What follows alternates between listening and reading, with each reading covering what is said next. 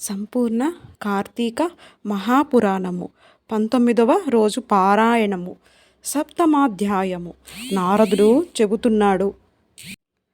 పృథుభూపాల, కార్తీక వ్రతస్థుడైన పురుషుడు పాటించవలసిన నియమాలను చెబుతాను విను. కార్తీక వ్రతస్థులకు నియమములు. ఈ వ్రతస్థుడు మాంసము, తేనె, రేగుపండ్లు, నల్ల ఆవాలు, ఉన్మాదకాలు భుజించకూడదు. పరాన్నభుక్తి, పరద్రోహం, దేశాటనలు త్యజించాలి. తీర్థయాత్రలు మాత్రం చేయవచ్చును. దేవ, బ్రాహ్మణ, గురు, రాజులను, స్త్రీలను, గోవ్రతస్థులను దూషించకూడదు. అవిసె నూనె, నువ్వుల నూనెను, విక్రయాన్నమును, నింద్య వ్యంజన యుక్త భోజనమును, దూషితాహారమును విసర్జించాలి. ప్రాణి సంబంధిత మాంస చూర్ణాలను, ఆమ్ల సంబంధితాలైన నిమ్మకాయలు, కొర్రల వంటి హీన ధాన్యాలను, చద్ది అన్నాన్ని స్వీకరించకూడదు. మేక, గేదె, ఆవు వీటి పాలు తప్ప మరే ఇతర ప్రాణులు, అమిష సంబంధ క్షీరాలను స్వీకరించకూడదు.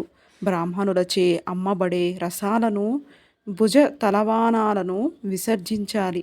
రాగి పాత్రల్లో ఉంచిన పంచగవ్యం, చిన్న చిన్న గుంటల్లో ఉండే కుళ్ళు, దైవానికి నివేదించబడిన బడని అన్నం ఈ మూడు మాంసతుల్యాలుగా చెప్పబడుతున్నాయి కనుక వీటిని విసర్జించాలి.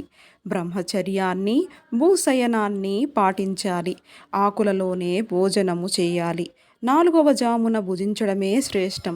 ఈ కార్తీక వ్రతస్థుడు ఒక్క నరక చతుర్దశి నాడు తప్ప తక్కిన దీక్షా దినాల్లో తైలాభ్యాంగనం చేయకూడదు. విష్ణువ్రతం చేసేవారు వంకాయ, గుమ్మడికాయ, వాకుడుకాయ, పుచ్చకాయలను విసర్జించాలి. బహిష్టులతోనో, మ్లేచ్చులతోనో, వ్రతభ్రష్టులతోనో, వేదాత్యక్తులతోనో సంభాషించకూడదు. అటువంటి వారి ఎంగిలి కానీ, కాకులు తాకిన ఆహారాన్ని కానీ, అశౌచ సంబంధిత ఆహారాన్ని కానీ, ఒకసారి వండి మరలా ఉడికించినది కానీ, మాడు పట్టిన అన్నాన్ని కానీ తినకూడదు. తన శక్తి కొలది విష్ణు ప్రీతికై కృత్యాదులను చేయాలి.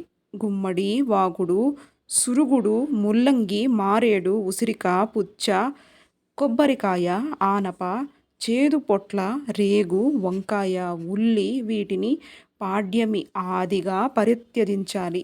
కార్తీక మాసంలో కూడా ఉసిరికాయను తినకూడదు. ఇవేగాక ఇంకా కొన్నిటిని కూడా వర్జించాలి. మరికొన్నిటిని బ్రహ్మార్పణం చేసి భుజించాలి. ఈ కార్తీక మాసంలో చేసినట్లే మాఘమాసంలో కూడా చేయాలి. కార్తీక వ్రతాన్ని యథావిధిగా ఆచరించే భక్తులను చూసి యమదూతలు సింహాన్ని చూసిన ఏనుగు వలె పారిపోతారు. 100 యజ్ఞాలు చేసిన వాడు కూడా స్వర్గాన్నే పొందుతున్నాడు. కానీ కార్తీక వ్రతస్థుడు మాత్రం వైకుంఠాన్ని పొందుతున్నాడు. కాబట్టి యజ్ఞ యాగాదుల కన్నా కార్తీక వ్రతం గొప్పదని తెలుసుకోవాలి. ఓ రాజా, భూలోకంలో ఉన్న పుణ్యక్షేత్రాలన్నీ కూడా కార్తీక వ్రతస్థుని శరీరమందే ఉంటాయి. విష్ణువాజ్ఞ వశవర్తులైన ఇంద్రాదులందరూ రాజును, సేవకులను కొలిచినట్లుగా ఈ వ్రతస్థుడిని సేవిస్తారు. విష్ణు వ్రతాచరణ పరులు ఎక్కడ పూజింపబడుతుంటారో అక్కడి నుంచి గ్రహ, భూత, పిశాచ గణాలు పలాయన మంత్రాన్ని పఠిస్తాయి. యథావిధిగా కార్తీక వ్రతం చేసేవారి పుణ్యం చెప్పడం చతుర్ముఖుడైన బ్రహ్మకు కూడా సాధ్యము కాదు. ఈ కార్తీక వ్రతాన్ని విడవకుండా ఆచరించేవాడు తీర్థయాత్రలు చేయవలసిన అవసరమే లేదు. సప్తమోధ్యాయ సమాప్తః.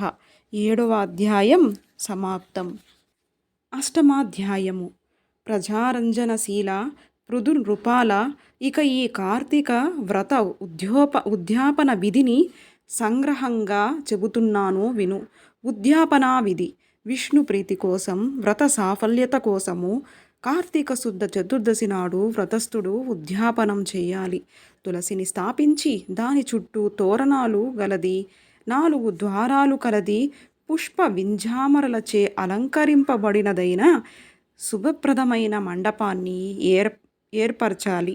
4 ద్వారాల వద్ద సుశీల, పుణ్యశీల, జయ, విజయములనే నలుగురు ద్వారపాలకులను మట్టితో నేర్పరిచి వారిని ప్రత్యేకంగా పూజించాలి. తులసి మొదట్లో 4 రంగులు గల ముగ్గులతో సర్వతోభద్రం అనే అలంకారాన్ని చేయాలి. దానిపై పంచరత్న సమన్వితము నారికేళము సంయుక్తము అయిన కలశమును ప్రతిష్ఠించి శంఖచక్ర గదా పద్మధారి పీతాంబరుడు లక్ష్మీ సమేతుడు అయిన నారాయణుణ్ణి పూజించాలి. ఇంద్రాది దేవతలను ఆయా మండలాల్లో అర్చించాలి. శ్రీ మహావిష్ణువు ద్వాదశి రోజున నిద్రలేచి త్రయోదశి నాడున దేవతలకు దర్శనమిచ్చి చతుర్దశి నాడున పూజనీయుడై ఉంటాడు కనుక మానవుడా రోజున నిర్మల చిత్తుడై ఉపవాసముండి విష్ణు పూజను విధి విధానంగా ఆచరించాలి. గురువు యొక్క ఆజ్ఞ ప్రకారం శ్రీహరిని సువర్ణ రూప మంద ఆవాహన చేసి షోడశోపచారాలతోనూ పూజించి పంచభక్ష భోజ్యాలను నివేదించాలి. గీతవాద్యాది మంగళధ్వనులతో ఆ రాత్రి సేవించుచు నుండి మరునాడు ప్రాతకాల కృత్యాలు నెరవేర్చుకొని నిత్యక్రియలు ఆచరించాలి. పిదప నిష్కల్మషాంత రంగుడై హోమం చేసి బ్రాహ్మణ సమారాధన చేసి యథాశక్తి దక్షిణలనీయాలి. ఈ విధంగా వైకుంఠ చతుర్దశి నాడు ఉపవసించినవాడు విష్ణు పూజ చేసినవాడు తప్పక వైకుంఠాన్నే పొందుతున్నాడు. ఓ బ్రాహ్మణులారా, మీరు సంతోషించుట చేత నేను విష్ణు అనుగ్రహమును పొందెదనుగాక. ఈ వ్రతాచరణ వలన గత 7 జన్మల్లోని నా పాపములు నశించునుగాక, నా కోరికలు తీరునుగాక, గోత్ర వృద్ధి స్థిరమగుగాక అని బ్రాహ్మణులకు క్షమాపణలు కోరాలి.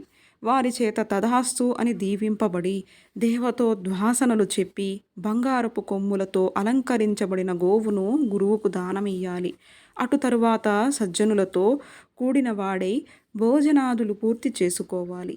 ఏవం శ్రీ పద్మ పురాణాంతర్గత కార్తీక మహాత్య మండలి సప్తమ అష్టమ అధ్యాయములు 19వ రోజు బహుళ చవితి నాటి పారాయణం సమాప్తం.